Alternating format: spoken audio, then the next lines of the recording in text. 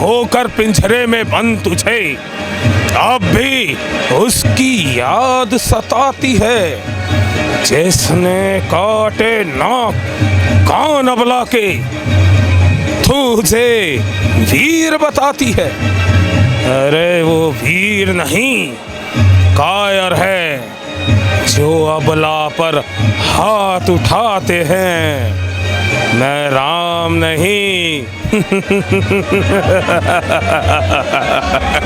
मैं रावण हूँ जो बल से तुझे ले जाता है। जी, रावण एक ऐसा इंसान था जिसमें लोगों के लिए तो ज़रूर बुराइयां हैं, लेकिन उसमें बहुत अच्छाइयां थी।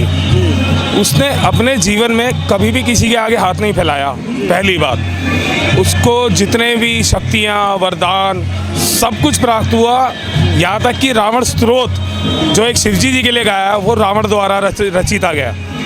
रावण बहुत ही सरल व्यक्ति, सुलझा व्यक्ति और बलशाली राजा था जिसने अपनी प्रजा के लिए कभी भी गलत नहीं सोचा और हमेशा अपनी प्रजा को खुश रखा। रावण को संगीत का बहुत अच्छा ज्ञान था, रावण को वेदों का बहुत अच्छा ज्ञान था, रावण शास्त्र का बहुत ही बड़ा ज्ञाता था और रावण शस्त्र विद्या में निपुण था। अंगद, तू जानता नहीं, मैं काल जीत मतवाला हूँ जिसके काटे का मंत्र नहीं। मैं ऐसा विषखर काला हूँ। मेरी इन भुजाओं ने कैलाश पर्वत उठाया है।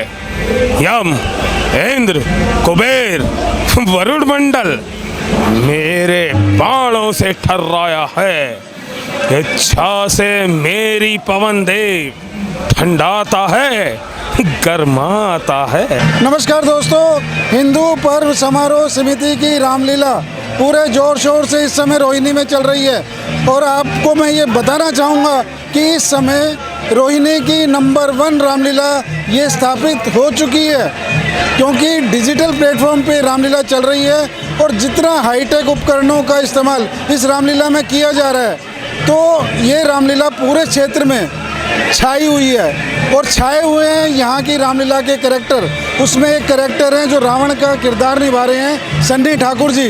मैं आपको बताना चाहूँगा कि रावण का किरदार एक ऐसा किरदार होता है जिसको देखने के लिए युवा, बच्चे, बूढ़े सभी लालायित रहते हैं। और इस रामलीला में जो इनका कैरेक्टर है, मैं आपको बताना चाहूँगा, जब ये स्टेज पर आते हैं तो क्या बच्चे, क्या बूढ़े, क्या जवान अपनी सीटें छोड़ के खड़े हो जाते हैं। जो रामलीला के आयोजक हैं उन्हें कहना पड़ता है कि कृपया अपनी सीटों पर बैठे रहें। तो ये इनकी अपीयरेंस पे होता है। चलिए, आपका समय नहीं लूँगा, सीधा हम चलते हैं सन्नी जी से और जानते हैं कि इस किरदार को निभाने के लिए ये कितनी मेहनत कर रहे हैं। सर, बहुत बहुत स्वागत है आपका। थैंक यू सर, आपने हमारा स्वागत किया।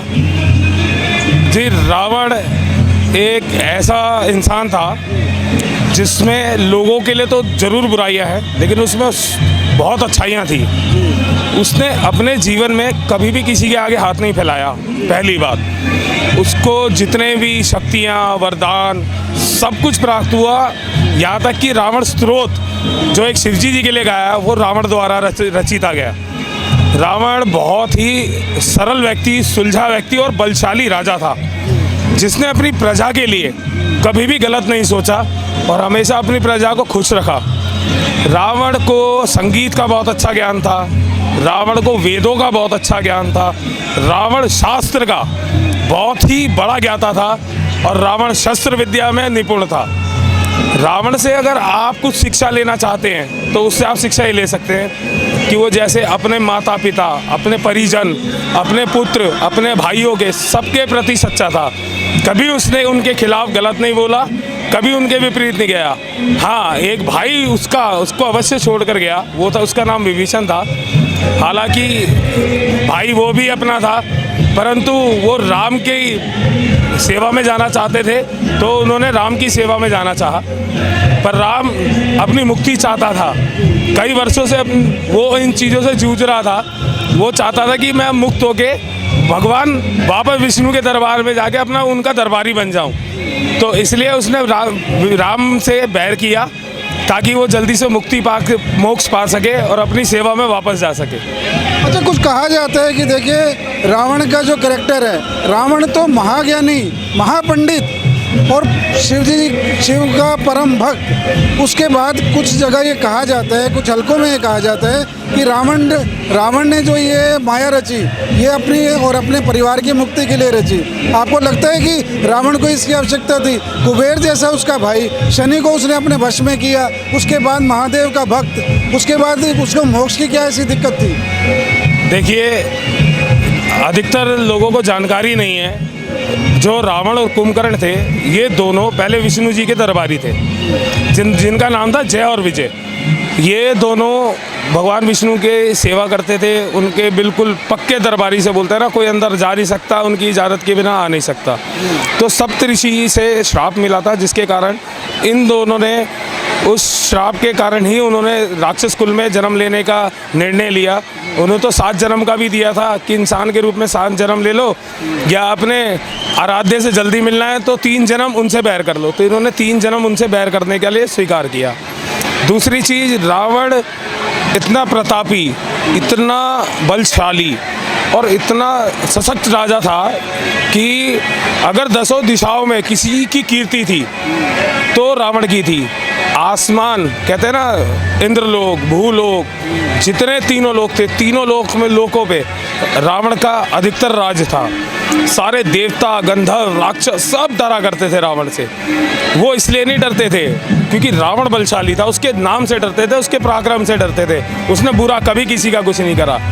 रावण सिर्फ इतना चाहता था कि मैं स्वर्ग सीढ़ी लगा दूँ, वो एक सीढ़ी से चूक गया ताकि लोग, मनुष्य हो या कोई भी हो, वो आराम से स्वर्ग जाकर आना जाना कर सके। इसलिए वो थोड़ा सा स्वर्ग के लिए आगे अग्रेसिव था। नहीं तो रावण जैसा प्रतापी, बलशाली और उसके जैसा विद्वान व्यक्ति तो शायद धरती पे ना पहले हुआ ना अब होगा। सर, ये भी जानना चाहेंगे कि देखिए आपकी जो अभिनय यात्रा शुरू हुई, उसके बारे में थोड़ा संक्षिप्त में बताइए कि कब से आप इस अभिनय के क्षेत्र में आए और रावण का कैरेक्टर ही आपने क्यों चुना? देखिए, मैं सन 2000 से, जब मैं छोटा था, तो हमारे ब्लॉक में एक रामलीला होती थी छोटी। तो उस रामलीला में प्रभु श्री राम की कृपा से उन्होंने वहाँ पे ही पहली बार मुझे रावण बनाया। तो मैंने कोई 6-7 साल वहाँ रावण का किरदार करा। फिर उसके बाद वो लीला समापन हो गई, वहाँ पे लीला नहीं होती अब। उसके बाद फिर मैं बड़ी स्टेज पर आया, धीरे धीरे मैंने मेघनाथ का किया, परशुराम का किया। मैंने 3-4 साल इन्हीं छोटे कैरेक्टर कराए। छोटे कैरेक्टर से अगर कुछ भी नहीं होता, सबसे अच्छे रोल होते हैं, क्योंकि कैरेक्टर तो रामलीला का हर एक पात्र बड़ा है, क्योंकि हर किसी से जुड़कर एक दृश्य बनता है। तो उसके बाद मेरे को सेक्टर 7 में मैं 2014 में पहली बार रावण बना। जब से लेके अब तक ज़्यादातर मैंने सेक्टर 7 और काफ़ी जगह, भिन्न जगहों पर मैंने रावण का किरदार किया। लोगों को मेरा किरदार समझ में आता है, पसंद आता है। वो लोगों की इच्छा है कि वो कैसे मुझे देखना चाहते हैं, और मैं लोगों को दिखाना चाहता हूँ कि रावण का असली किरदार होता क्या है, उसका जीवन शैली क्या था, वो हर किसी से कैसे बात करता था। वो भी एक इंसान था, ठीक है, उसका कुल राक्षस का तो नहीं था, उसकी माता जी राक्षस नहीं थी, लेकिन वो ब्राह्मण कुल का था। तो ब्राह्मण वाले सारे गुण थे रावण के अंदर।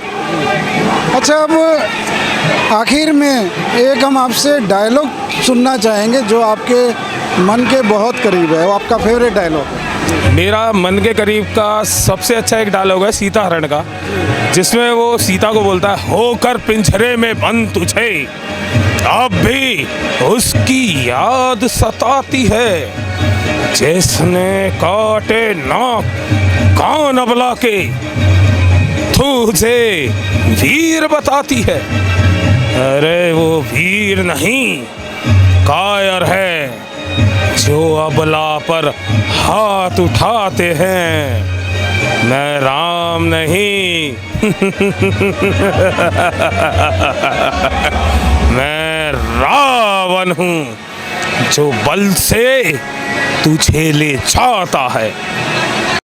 चलिए, देखिए आज के जो युवा हैं, आपकी एक्टिंग का तो देखिए क्रेज़ है, इसमें कोई शक वाली बात ही नहीं है। जो आज के युवा हैं वो रावण के कैरेक्टर से भी कुछ प्रेरणा ले सकते हैं, वो बताइए। देखिए, आज के युवाओं को तो मैं ये समझाऊंगा कि आप कोई भी निर्णय लो तो उसे पूर्ण करो।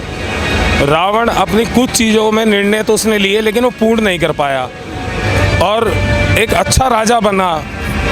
दूसरी चीज़, जो भी आपने कार्य करना है, जो भी फैसले लेने हैं, वो तुरंत लो और उसे तभी तुरंत पूरा करो। अगर आपने कल पे टाल दिया तो कभी पूर्ण नहीं होगा। वो एक ऐसा व्यक्ति था जिसने अपने परिवार के लिए, अपने मित्रों के लिए, सबके लिए अच्छा किया और अच्छा सोचा।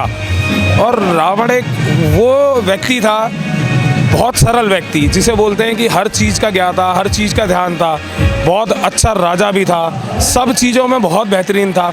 परंतु वो अपनी एक ही चीज़ में वो थोड़ा सा अवगुण रहा। वो लोगों के लिए अवगुण लगता है, बट वो अपने मोक्ष के लिए जाता है। बस मैं सभी से कहूँगा, अपने युवाओं, बच्चों से, माताओं, बहनों से, कि रावण का आप चरित्र अगर कुछ भी अपनाना चाहते हो तो उसकी अच्छाइयों को अपनाओ और गलत अच्छाइयों को बिल्कुल मत अपनाओ उसकी। अंगद, तू जानता नहीं, मैं काल जीत मत वाला हूँ, जिसके कांटे का मंत्र नहीं। मैं ऐसा विषखर काला हूँ। मेरी इन भुजाओं ने कैलाश पर्वत उठाया है। यम, इंद्र, कुबेर, वरुण मंडल मेरे बाणों से ठर्राया है। इच्छा से मेरी पवन देव ठंडाता है, गरमाता है। मुझसा योद्धा, मुझसा पंडित संसार में ना कोई दूजा है। अपने शीश काट काट शंकर को मैंने पूजा है और मुझसा योद्धा हुआ ना कभी और ना कभी होगा। दर्शकों, आपने देखा कि जो रावण का कैरेक्टर सन्नी ठाकुर जी निभा रहे हैं, वास्तव में ही इनसे देखिए प्रेरणा लेने का मन करता है।